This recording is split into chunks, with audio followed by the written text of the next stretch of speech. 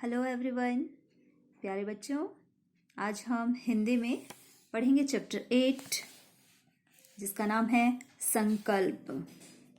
संकल्प करना, मन में कुछ ठान लेना है ना, प्रण कर लेना। प्रण करना होता है संकल्प करना।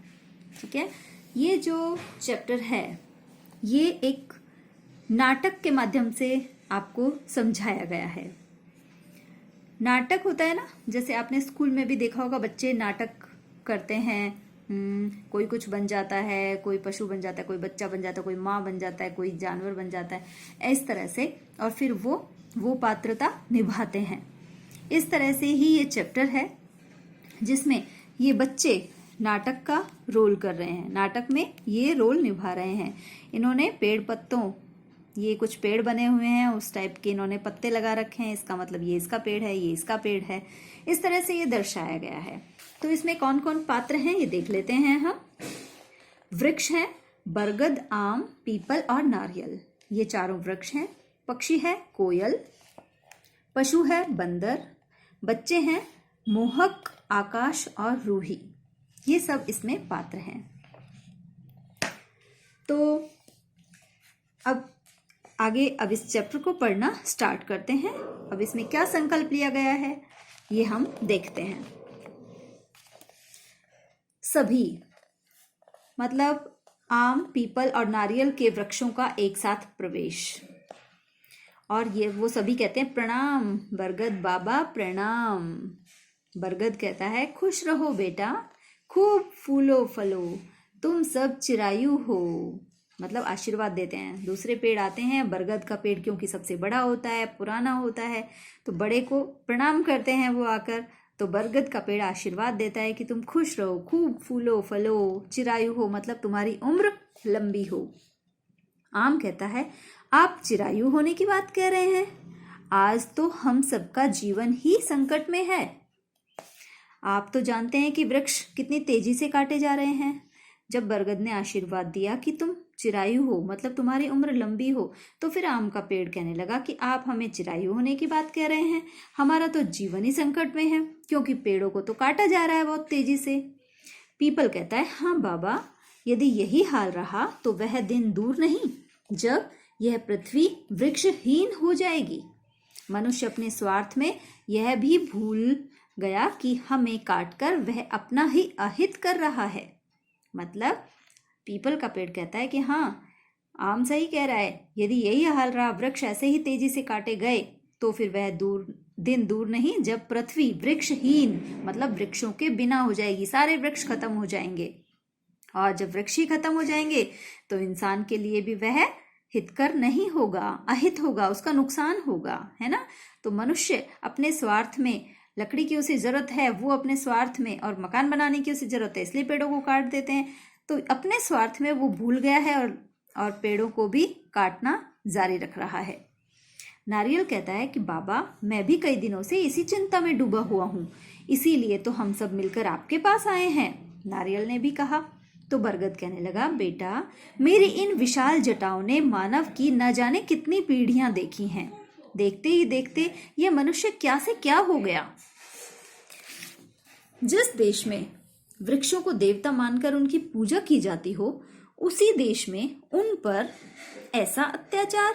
बरगद ने कहा। बरगद ने ये कहा कि मैं तो इतना पुराना हूं, इतना बूढ़ा हूं, क्योंकि बरगद बहुत पहले पुराना पेड़ है।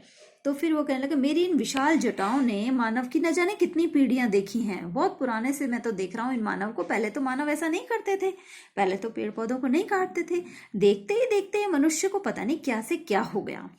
और जिस देश में, हमारे देश में तो वृक्षों को देवता मानकर उनकी पूजा की जाती है, और उसी देश में उन पर ऐसा अत्याचार, मतलब इतना अत्याचार कि उनको काटा जा रहा है।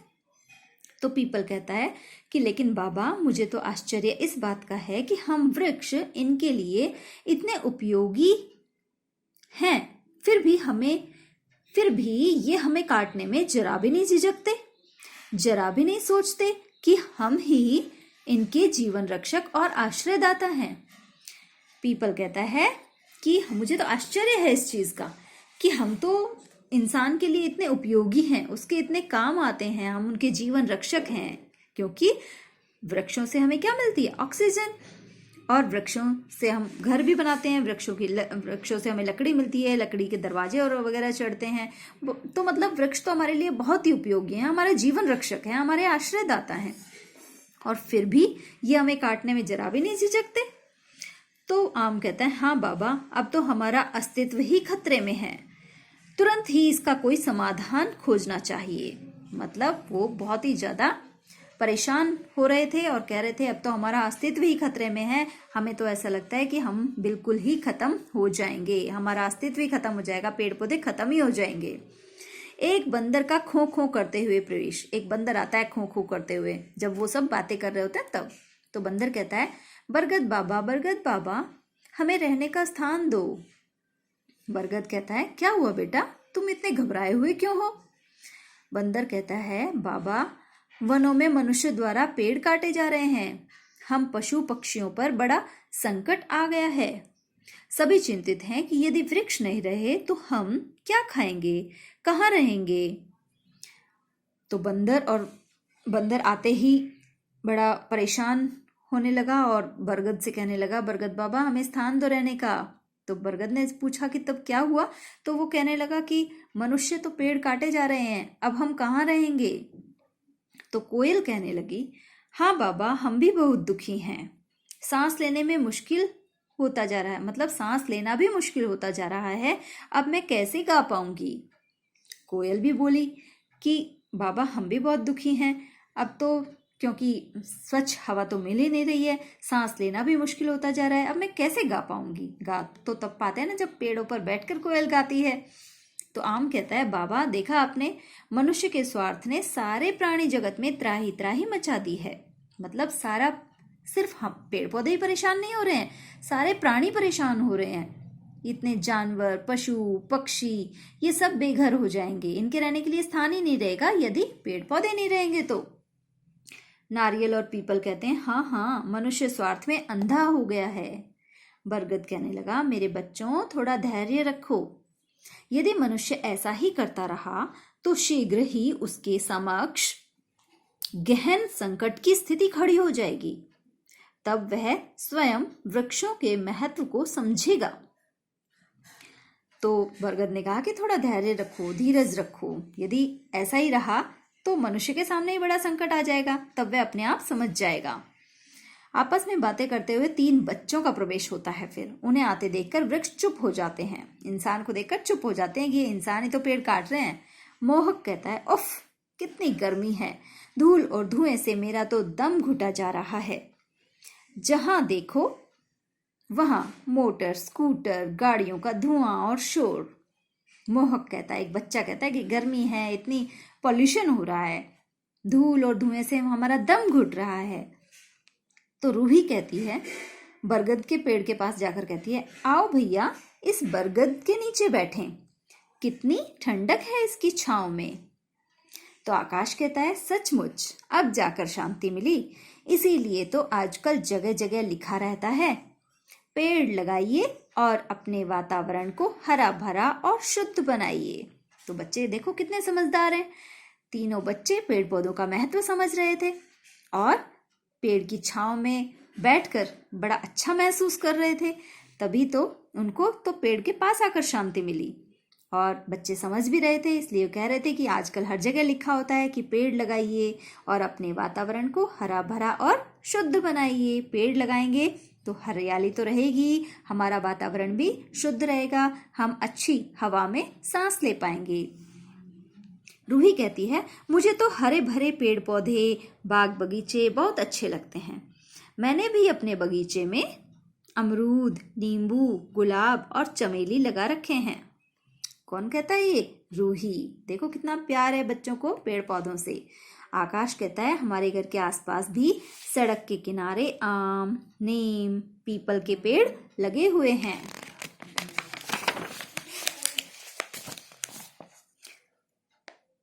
मेरे दादाजी तो नीम की ही दातुन करते हैं, नीम की दातुन बड़ी उपयोगी होती है। वे कहते हैं नीम का वृक्ष बड़ा गुणकारी है। तो आप भी जानते हैं ना नीम की दातुन की जाती है जिससे कि दांतों में कीड़ा ना लगे, दांत साफ रहें, मजबूत रहें, है ना। नीम बहुत गुणकारी होता है। मोहक कहता है, हमारे मोहल्ले में बरसों पुराना नीम का एक पेड़ था, और लेकिन अभी कुछ दिन पूर्व जब मैं मामा के घर से लौटा तो देखा वह कटा पड़ा था। मुझे बहुत दुख हुआ।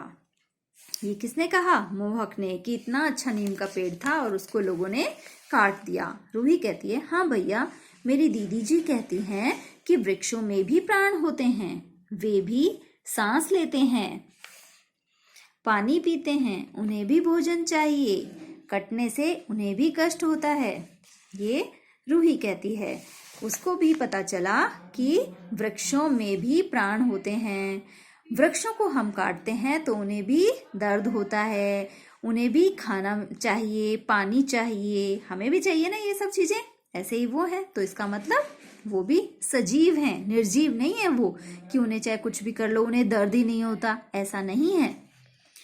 तो सभी पेड़ मिलकर कहते हैं, शाबाश बच्चों, शाबाश। जब देखते हैं कि बच्चे पेड़ पौधों से कितना लगाव रख रहे हैं, तो यदि ऐसे ही सभी बच्चे हो गए फिर तो पेड़ को कोई भी नहीं काटेगा, बच्चे काटने ही नहीं देंगे, बच्चे ही तो बड़े होंगे और वो पेड़ों को बचाएंगे। तो बरगद कहता है, तुम्हारी बातें सुनकर हमने संतोष की सांस ली है। अब तो पेड़ पौधों को लगा कि यदि ऐसे ही बच्चे हैं, ऐसे भी लोग हैं, तो फिर तो पेड़ कटने से बच जाएंगे।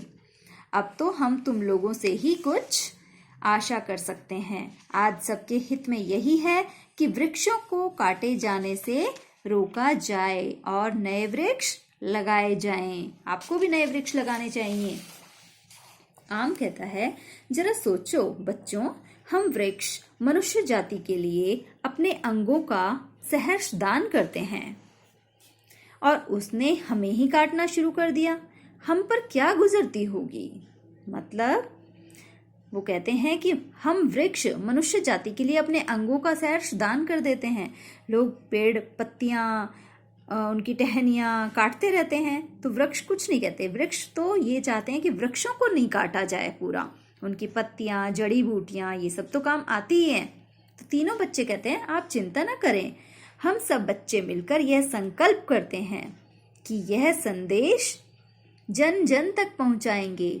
अब तो यह कानून बन गया है कि हरे वृक्षों को काटना अपराध है। बच्चे कहने लगे कि अब आप चिंता बिल्कुल मत करो, हम सब बच्चे मिलकर जन जन तक, हर इंसान तक ये संदेश पहुंचाएंगे कि पेड़ हमारे लिए बहुत उपयोगी हैं। और अब तो ये कानून बन गया है कि वृक्षों को काटना अपराध है। अब कोई यदि हरे वृक्षों को काटता हुआ पाया जाए तो वह अपराध माना जाता है, उसे पुलिस पकड़ ले जाती है। मोहक कहता है, हम यह भी प्रण करते हैं कि वृक्षों का संरक्षण करेंगे और नए पेड़ पौधे भी लगाएंगे। वृक्षों का संरक्षण करेंगे मतलब उनको बचाएंगे, उनको काटने नहीं देंगे। रूही कहती है, जंगल तो जंगल, घर आंगन में भी पेड़ पौधे लगाकर अपने आसपास के वातावरण को हरा भरा रखेंगे। जंगल में तो लगाएंगे ही, घर आंगन में भी लगाएंगे। बच्चे संवेद स्वर में गाते हैं एक साथ मिलकर, आओ मिलकर वृक्ष लगाएं, धरती पर हरियाली लाएं, वातावरण शुद्ध बनाकर जीवन में खुशहाली लाएं। पर्दा गिरता है, उनका नाटक खत्म हो जाता है। अब संदेश क्या मिला हमें? वृक्ष हमारे जीवन के आधार हैं, हमें इनकी रक्षा करनी चाहिए। तो आज से बच्चों आप सब भी यही संकल्प लेंगे कि हम पेड़ पौधों को नहीं काटेंगे, किसी को काटने भी नहीं देंगे। हमें ज़्यादा से ज़्यादा पेड़ पौधे लगाने चाहिए, उनको बचाना चाहिए।